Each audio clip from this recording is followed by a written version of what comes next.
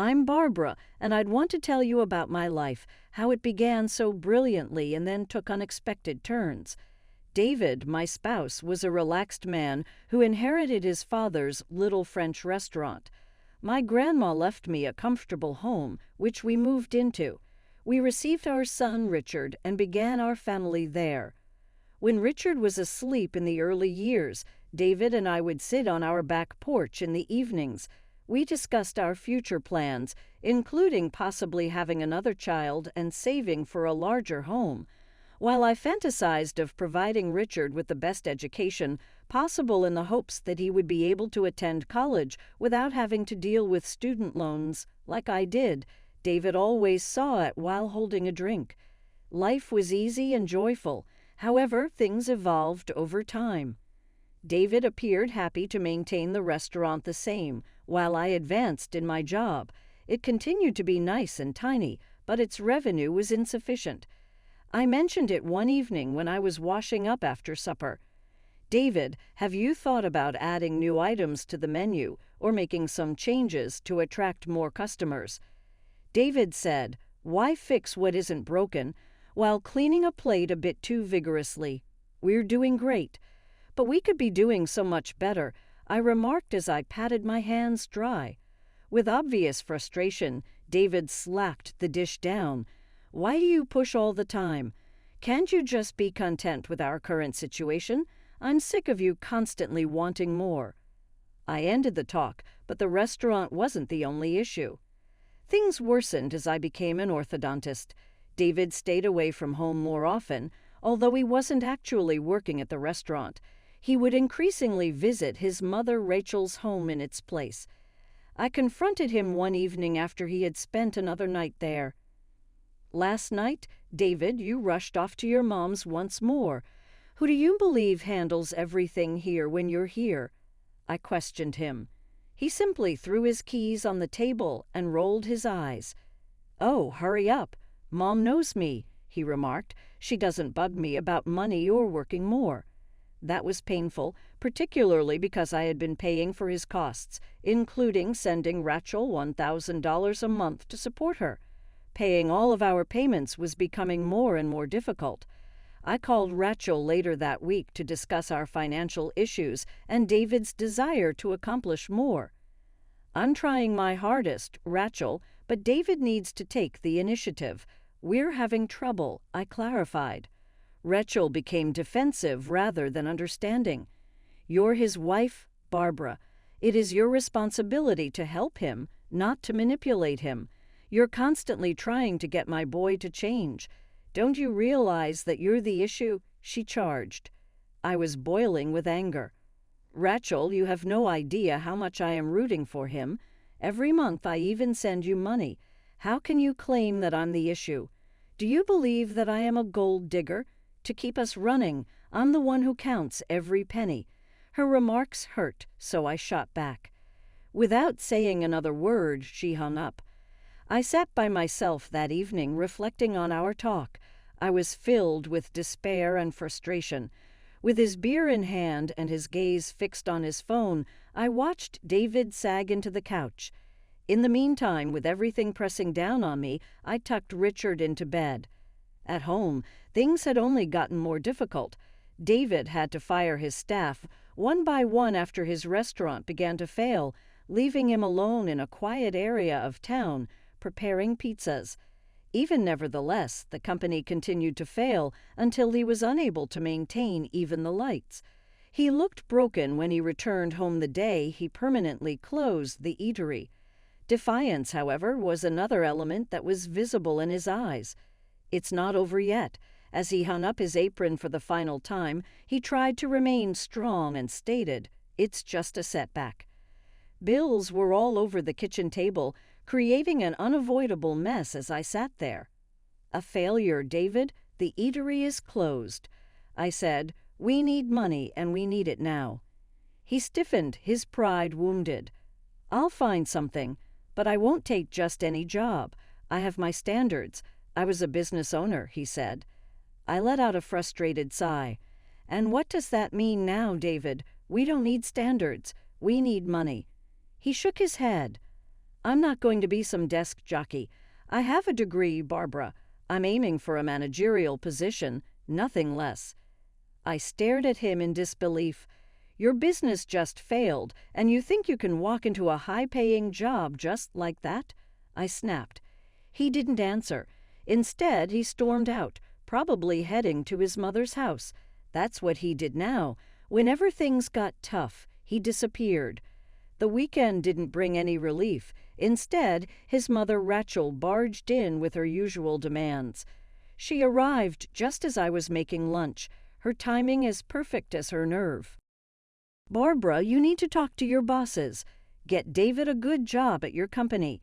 He deserves it," she said, like it was the easiest thing in the world. I let out a short, sharp laugh. "Rachel, that's not how it works. I started at the bottom and worked my way up.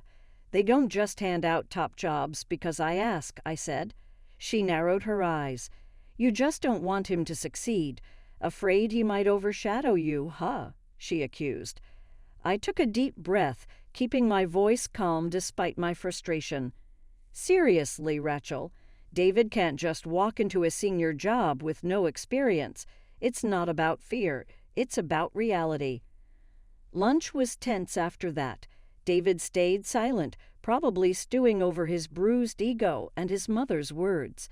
As the days passed, nothing changed.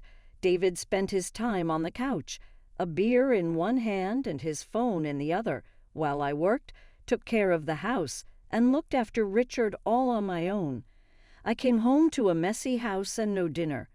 "David, could you at least start dinner? I'm exhausted," I said, dropping my bags and kicking off my shoes. He grunted, eyes glued to his phone. "You do it better. I'm tired too, you know." It made me so angry to see him just sitting there while Richard, hungry and waiting, tugged at my sleeve. "David, did you pick him up from school today?" I asked one evening, already knowing the answer. He barely mumbled a response over the sound of the TV. Thankfully, my mom, who lived nearby, had stepped in to help since David had started neglecting even the basics. "David, he's your son too. He needs you," I said, trying to keep my voice calm, though it was getting harder. This was usually the moment when he'd storm out, slamming the door behind him. And just like always, he disappeared, leaving me to handle everything alone. Then things got worse. I noticed money missing from my wallet. At first, it was just a few dollars, but soon entire bills were gone. One night, after checking again and finding more money missing, I confronted him. "David, have you been taking money from my purse?" His eyes shifted away before meeting mine again. "I needed some cash for beer," he admitted. "Beer? You're just taking money now." "Like a thief," I exclaimed. "How dare you call me a thief? I'm your husband." He shot back, his voice rising. Before we could argue more, Rachel burst in. It seemed she had overheard us, her face full of anger. "Barbara, all you care about is money. Can't you see he's struggling? You should be supporting him, not accusing him." "Support him by letting him steal from me? What about Richard? What about our bills?" I fired back, my voice getting louder, all the stress from the past months boiling over.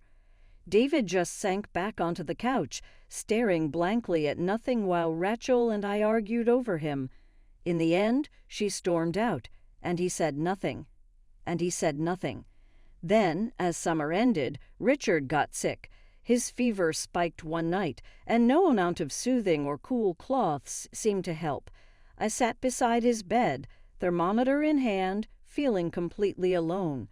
My heart sank with every beep of the thermometer. Richard's fever wasn't going down as usual. David was no help, glued to his phone on the couch. "David, can you check if we have any more fever medicine?" I asked, trying to stay calm. He grunted and slowly got up, but I knew it would be faster to do it myself. Richard whimpered softly, clutching my hand. Every second mattered. I kissed his forehead quickly and rushed to the kitchen. The next morning, the doctor said Richard needed medicine and tests. "It's better to be safe," he advised, writing down his recommendations. Tests meant more expenses, more than we had left after bills, and David's careless spending. My heart pounded as I made the decision. I transferred the last of our savings for Richard's treatment, including the $11,000 I usually sent to Rachel. There was no other choice. Not long after, Rachel stormed in, furious. "Barbara, where's my money? It's the first of the month," she demanded. I was packing Richard's small backpack, getting him ready for another doctor's visit. I braced myself for another fight. "Rachel, I had to use the money for Richard. He's very sick. He needs tests and treatment." Rachel's face hardened, her lips pressing into a thin line. "Do you really expect me to believe you have no other money? That was my money, Barbara. I need it," she snapped. I stepped back, raising my hands as my motherly instincts kicked in. "Richard is my priority. He's just a child, Rachel. He's sick, and I have to take care of him." Rachel's eyes flashed with anger. "I knew you'd do something like this, holding back my money for that boy," she spat, her words full of venom. "That boy, Rachel? That's your grandson. How can you be so heartless?" I shot back, my patience running out. "I don't need a lecture from you, Barbara. Just make sure I get my money by tomorrow, or you'll regret it," she hissed, her face twisted with anger. Her threat hung in the air, but I refused to back down. I glanced at Richard, weak and fragile in the next room, and it only strengthened my resolve. "Get out of my house, Rachel. I won't tolerate threats. Not today, not ever." She looked ready to argue, but something in my eyes stopped her. Instead, she stormed out, slamming the door behind her. A heavy silence followed. Then, without a word, David slipped out after her. I went back to Richard, my hands shaking as I gently stroked his hair. He looked up at me with tired, pain-filled eyes. "It's okay, baby. Mommy's here," I whispered, kissing his forehead. My determination grew stronger. The days blurred into endless hospital visits and sleepless nights. David's absence was almost a relief. No more fights, no more cold looks.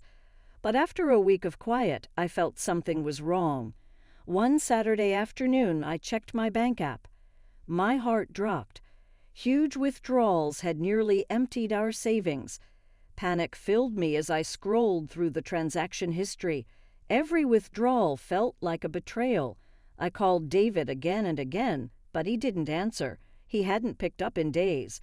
Realizing what he had done, I blocked the card immediately to stop him from taking any more money.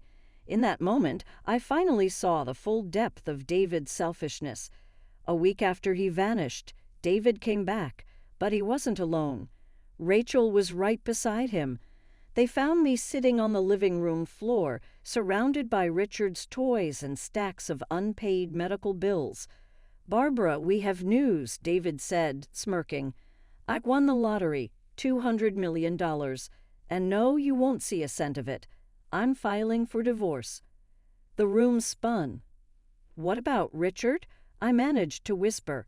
Rachel let out a cold, mocking laugh. "Oh, Barbara, always playing the martyr," she sneered. "You underestimated my son. Now he's rich, and you're nothing.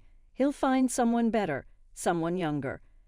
David nodded, grabbing a duffel bag from the floor. "Yeah, I'm moving in with Mom. You'll manage on your own, won't you?" he said with a smirk.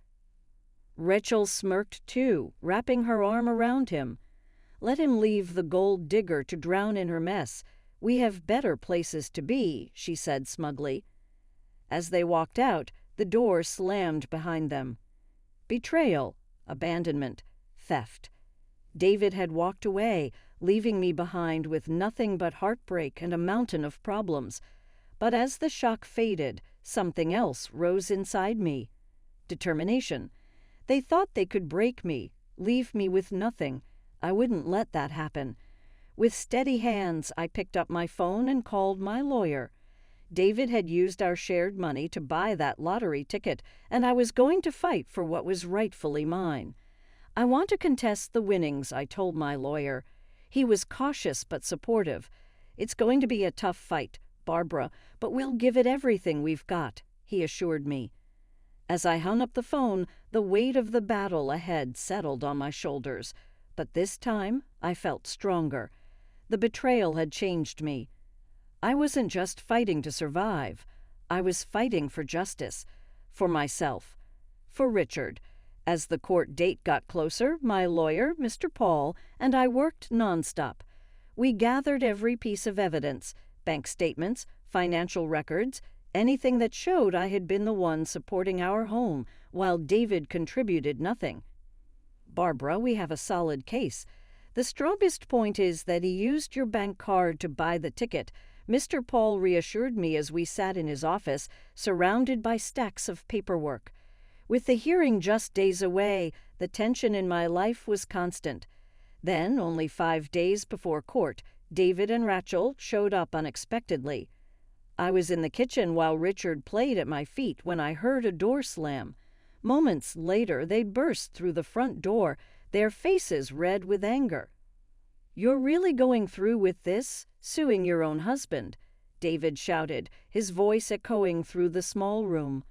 Rachel jumped in right after, her tone sharp and bitter. "Greedy. That's what you are, trying to take money that isn't yours."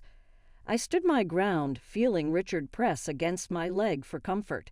"It's not just David's money. He used our joint account, money that I provided, because he wasn't contributing," I said calmly. Their anger only fueled my determination. David's face twisted with disgust. "It's not about control, David. It's about fairness," I continued. "You left, remember? You and your mother mocked me, said I'd be left with nothing." They kept shouting, but I refused to let it turn into a full-blown fight in front of Richard. "You need to leave now," I said firmly. "We'll settle this in court." They stormed out, slamming the door behind them. And just like that, the house felt lighter, cleaner. I held Richard close, whispering to him that everything would be okay. The courtroom was tense. David sat across from me, his lawyer whispering in his ear, while Rachel glared at me with pure hatred. When Mr. Paul presented the bank statements and financial records, the truth was undeniable. Every time David's lawyer struggled to answer a question, I felt a wave of victory. The judge listened carefully, his eyes locked on David as the evidence unfolded. The key argument was clear. The lottery ticket was bought with money from our joint account, which made it a marital asset. As Mr. Paul explained this, David suddenly raised his voice. "I was the one who bought the ticket. It was my decision, my luck," he argued. But the judge quickly responded, his tone firm. "Not your money, Mr. Jeffrey, and unfortunately for you, luck does not override the law." After a long deliberation, the judge gave his ruling. "It is clear from the evidence that Mr. Jeffrey was financially dependent on Mrs. Jeffrey when the lottery ticket was purchased. Therefore, the ticket is a marital asset," he announced. "David was awarded only 1/4 of the winnings. The remaining 3/4 were awarded to me." David and Rachel sat frozen, their faces full of shock. They hadn't expected this. Months later, after the divorce was finalized and the chaos had settled, I finally began to focus on the future. I had heard too many stories about lottery winners losing everything, so I decided to be smart. I reached out to Thomas, an old college friend who had built a career in finance, and asked for his advice. Over coffee, we discussed smart investments in technology and renewable energy. I also made sure to set aside enough money for Richard's education. His future was my top priority. Thomas's guidance was invaluable. Meanwhile, David and Rachel had a very different approach to their share of the money. They quickly became the talk of the town. David showed off his new sports car, while Rachel flaunted expensive jewelry and designer clothes, enjoying her new lifestyle. One afternoon, as I picked up Richard from school, a friend eagerly shared the latest gossip about David's wild spending and Rachel's lavish shopping spree. I simply smiled, holding Richard's hand. I had chosen security. They had chosen excess, and I had no doubt who would come out ahead in the end. At home, I carefully planned our finances with Thomas's help. Every investment decision brought us closer to stability and security, ensuring that Richard would have every opportunity in life. Richard often asked about college, his eyes bright with dreams and possibilities. Seeing his excitement only strengthened my determination to give him the best future possible. Life had finally settled into a peaceful routine. Richard was thriving in school, and our investments were growing.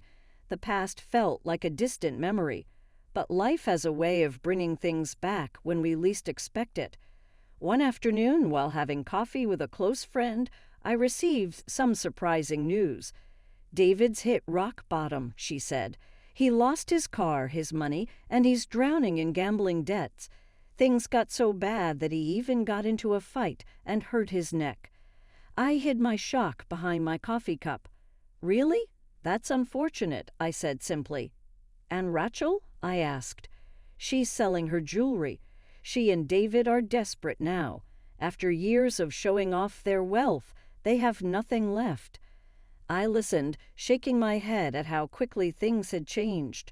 Not long after, there was a knock at my door. I opened it to find David standing there, a shadow of the man he once was. The fancy clothes were gone, replaced by faded jeans and a worn-out jacket. His once proud eyes now looked tired and desperate. "Barbara, can we talk?" His voice was hoarse, as if he had practiced this moment over and over. I hesitated but finally stepped aside, letting him in. Richard was out with his friends, so it was just the two of us. I didn't plan on letting this visit last long. As David walked in, he took a slow, lingering look around the living room. "I've lost everything, Barbara," he admitted. "The money, the car. I have nothing left, and I miss my family. I miss you." I raised an eyebrow. "You miss the money. That's what you miss," I replied. "No, it's more than that," he insisted. "I've been thinking a lot. I was hoping maybe we could start over." His eyes were full of pleading, but all I could think about were the years of lies, neglect, and betrayal. I let out a small, disbelieving scoff. "Start over? After everything you put us through? You left, called me greedy, wasted all your money, and now you want to come back like nothing happened." He looked away, his discomfort clear. "I know I made terrible mistakes, Barbara," he said quietly. But this time I wasn't about to let his words fool me. "I really understand now, and I'm ready to change," David insisted. I shook my head. "David, you left when you thought you were better off without us. That showed me who you really are. Now you're only sorry because you have nothing left," I said firmly. He sighed, letting my words sink in. "So there's no chance for us?" he asked quietly. "David, I forgave you a long time ago for my peace, not so you could walk back into our lives when things went wrong for you. Richard and I are doing great, and I plan to keep it that way." I said it with a heavy heart, but I meant every word. I watched as he turned and walked away, his shoulders slumped as he disappeared down the street. I felt something shift inside me. A chapter of my life had finally closed. Later that day, I picked up Richard from school. His laughter filled the car, warm and bright, reminding me of the real riches in my life. No lottery win could ever compare to the love, joy, and peace we had built. Our journey hadn't been easy, but it was ours, filled with moments that were truly priceless.